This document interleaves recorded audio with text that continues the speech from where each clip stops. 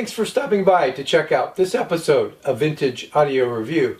And in this episode, I'm going to talk about this guy here, which is not anything vintage. In fact, you can get it off of Amazon for about $100 today being June 2024. But it is certainly something that could be used in a vintage system. And that's because it is an A to D converter, a D to A converter. It has a Phono Preamplifier as well as a line level amplifier, and it does have a headphone output. So we'll take a little tour of the front and the back and kind of just look at what's going on with it, and then there will be some measurements, of course, to see how it performs. Now, I wanted to give the backstory of how I happened to obtain this. It's kind of simple. I was over at my good buddy Richard's house, and he was getting an amplifier out of his kitchen pantry. I'm not sure how many of you folks have stereo gear in your kitchen pantry, but Richard sure does. And he was pulling off an amplifier, and this guy was on top of it.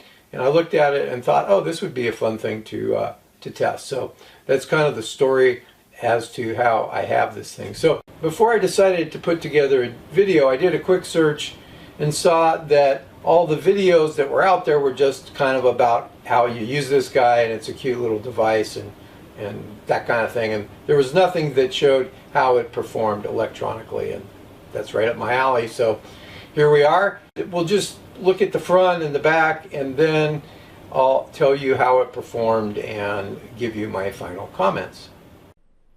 This obviously is the front of the USB Phono Plus. Starting on the left, we have our input select between phono or line inputs. We have a low-cut filter that could be switched in. Our gain adjust for whatever input we select is here. It does have a clipping indicator. I believe it turns red when it's clipping. You have a headphone jack right here, and then you have the volume control for the headphone jack here, and you can select what you want your source to be with this switch here, whether you want it to be the preamp, the CPU, or both the preamp and the CPU. Coming around back, we have our voltage input here, and this can be strangely, or maybe not strangely, either a 9-volt AC or DC input going in. We have our ground lug for the phonograph ground terminal.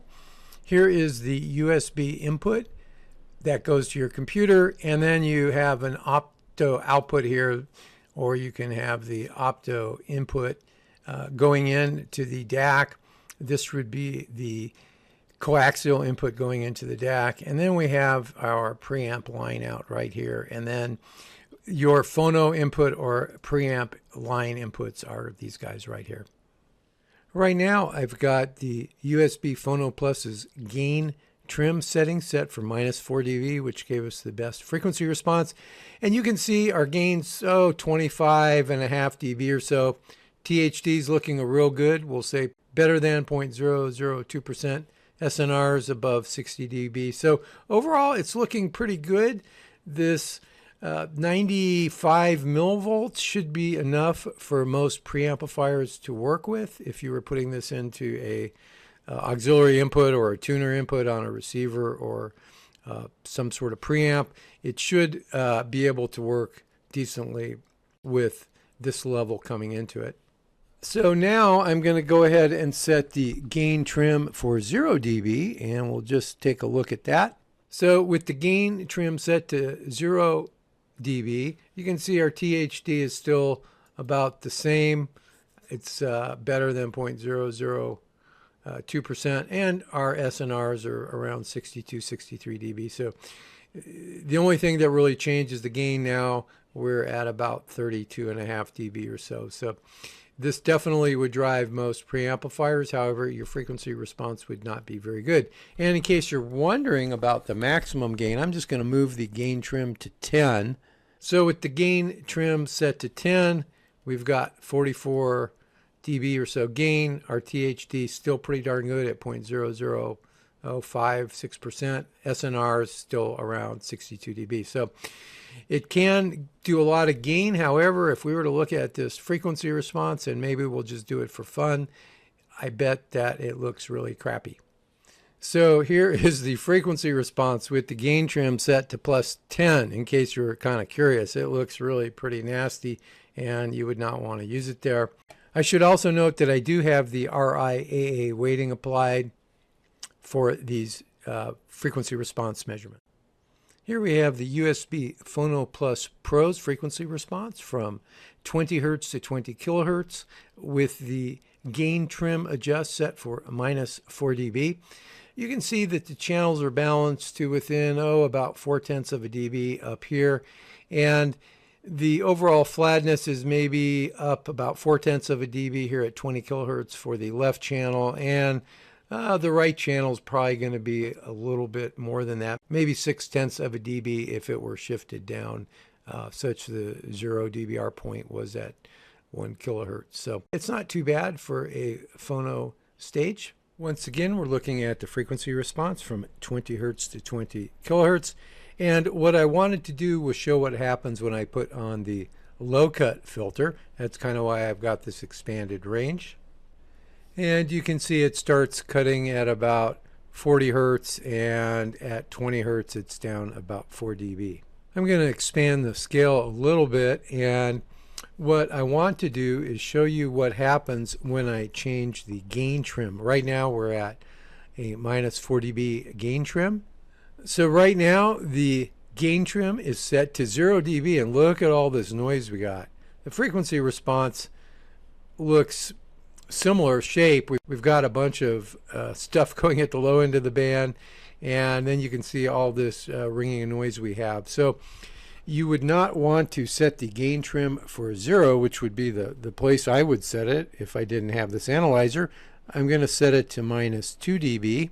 So it's improved with a -2 dB gain trim, and I'll go back to 4 dB gain trim. And the frequency response looks fairly decent with a -4 dB gain trim. Here is the USB Phono Plus's line level input response with a 1 kilohertz signal applied. Now I've adjusted the gain trim so that it's about +3 dB in order to get the gain to be about 0 dB. You can see our distortion looks really good at better than 0.007%. SNRs are above 90 dB, and the THD plus noise is at least -82 dB. So it looks really, really good. I should point out that for all the testing, I'm using my USB power supply, which is plugged into the USB port in the back of this guy. I'm not using the 9-volt AC or DC input for this. I'm just powering it off of my standard USB power supply. So I'm going to go and turn up the gain. We were at +3 dB. Let's go all the way over to +10 dB and see how ugly things get. So with our gain trim set for +10 dB, our THD is looking pretty bad. So I'm going to go ahead and back it down to, we'll say +4 dB and see what happens. So at +4 dB, our SNR decreased, our THD decreased from what it was at +3 dB. And you can see our gain is, instead of 0 dB, we're close to 2 dB. So you probably don't want to really run this thing much more than about +4 dB. Ideally, +3 dB would be the max. And then if I just go, let's try +6 dB. Nope, at +6 dB, it starts getting pretty noisy. So we're at +3 dB, and that seems to work fairly well for this guy. One other thing I'm going to do with it set for +3 dB, I'm going to go ahead and increase the signal level and see at what point we get some distortion here at 1 kilohertz. So 1.5 dBV, it's looking pretty good. Still looking pretty good at 2 dBV, although we're starting to get some more harmonics and our SNR has dropped. We can probably go up just a little bit more. So yeah, you wouldn't want to run this thing with more than about +2 dBV, or probably maybe even less than that throughout the band. But at 0 dBV going in, you should have no trouble with this guy. Here is the USB Phono Plus's frequency response from 20 Hertz to 20 kilohertz using the line level inputs with a 0 dBV or 1 volt RMS input signal applied, and the gain trim was adjusted so that we had 0 dB gain, or pretty close to that. You can see the channels are balanced to within, maybe 0.3 of a dB. It looks like the frequency response drops down a dB at 20 kilohertz for both of these channels. Other than that, it looks fairly flat up till you get to maybe, what would this be, about 8 kilohertz or so, and then it starts dropping down till it's 1 dB down at 20 kilohertz. This plot shows the USB Phono's line input THD versus frequency versus input level, and that's in dBV. Starting off with 2 dB over here and going down to minus 14 dBV. The specification says that at 1 kilohertz it should be less than 0.01% THD, and it looks like, well, it kind of depends on the input level. I guess for the higher two input levels, it is failing that requirement. It's probably about 0.003 or 0.04%, but it's not really that big of a deal. And in the grand scheme of things, it looks like the worst THD is probably about 0.06 or 7% over here. But overall, the THD versus frequency and input level looks fairly decent. Right now we're looking at the USB Phono Plus's THD versus input signal level, and it's taken at 1 kilohertz, and this is for the line input. I do have the gain trim set for plus 3 dB for this test. And one thing to note is I'm using dBu rather than dBV, because their specification is that for the line level input, the maximum signal that it would be able to accept is a plus 19 dBu signal. Maybe you can put a 19 dBu signal without it blowing up, but what you can see from this plot is that at 3 dBu we're at 0.1%, and at 4 dBu we're at 1%. So basically you wouldn't really want to go over 3 dBu, which is about 1 volt RMS, maybe a tad over that. Here is the system noise for the USB Phono Plus's line inputs, and they are both terminated into shorts. And this looks really good. It's down, at least 120 dBV. It's supposed to be better than 90 dB down from its clipping point. I'm not really sure how you would measure that. It should also be mentioned that this is being powered by my standard USB outlet strip thing that I have. So it's USB powered right now, and it looks really pretty good. In case you were wondering what the USB Phono Plus's multitone response looked like, well, here it is. I should point out this is for the line level inputs, and the gain trim is set for plus 3 dB. Now this would translate to about 14 bits of distortion-free range. This plot shows the USB Phono Plus's crosstalk for the line level input with the gain trim set for plus 3 dB and a 0 dBV signal applied to the active channel. There is no specification for crosstalk, but it is, we'll say, better than 45 dB and as good as 100 dB. Here is a plot showing the USB Phono Plus's THD versus input signal level for the phono input selection. And this is done at 1 kilohertz, and the gain trim is set for minus 3 dB.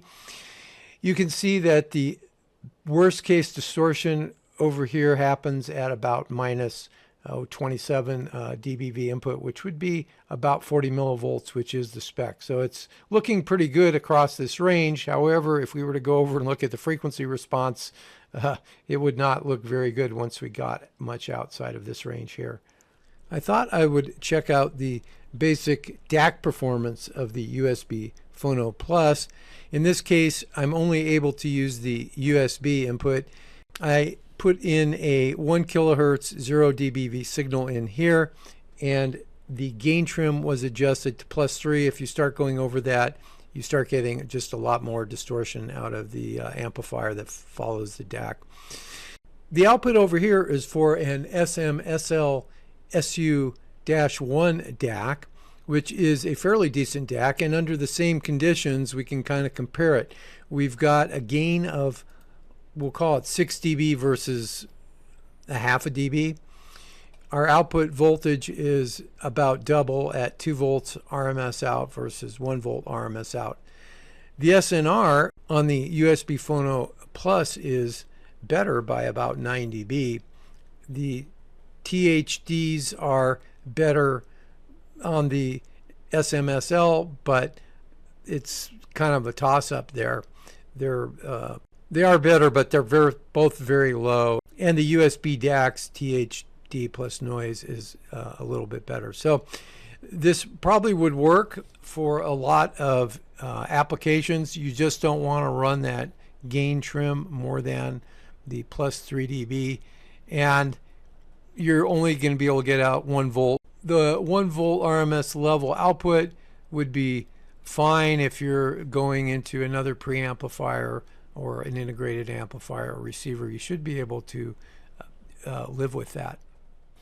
As you saw from the test data, the ART USB Phono Plus performed decently under the right conditions, and if you went beyond those conditions, it didn't perform very well.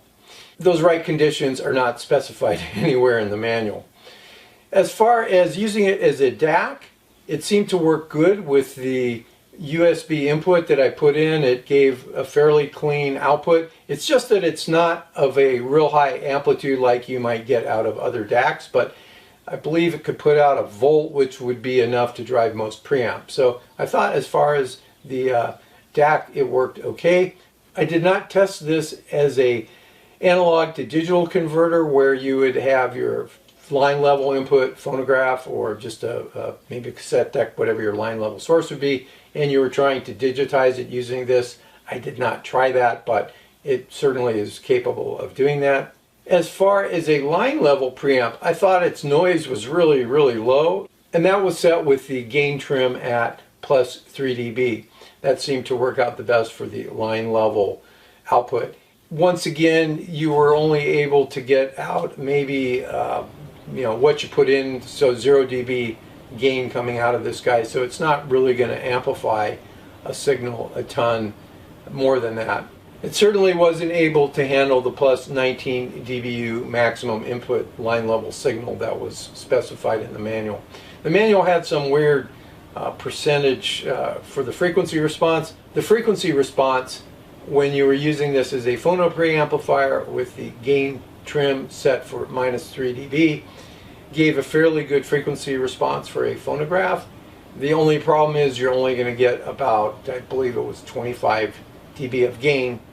I did test this as a phonograph preamplifier. I hooked up a turntable to it, complete with the ground cord, and connected the output into my Yamaha RXV 2090. It's right behind me here, and that is connected to my Klipsch KG2 loudspeakers. You did have to turn up the gain more, but it seemed to work just fine as a phono preamplifier.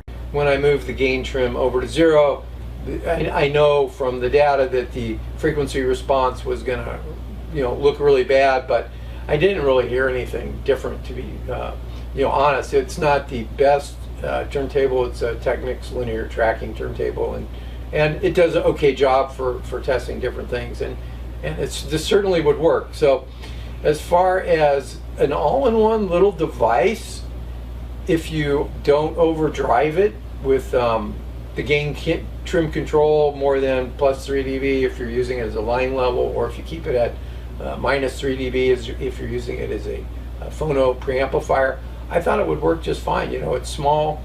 Keep in mind that the gain is less out of this than out of a standard phono preamplifier. But if you're going to plug this into a preamplifier or integrated amplifier or receiver, that probably will have enough gain in it so that you can get the volume levels you want when you're actually listening to music.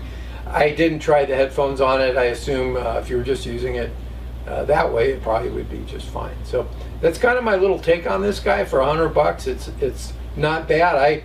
I wouldn't go out and buy this for anything that I would need it for, but if you're kind of on a budget and you just want to play around with vinyl and you pick up a cheap turntable and maybe want to record stuff. As I mentioned earlier, I did not try this as an analog to digital converter, but I'm guessing it probably would be okay for doing some basic recording of your old records or tapes or whatever you want to play around with to digitize them. So that's kind of my take on the ART USB Phono Plus.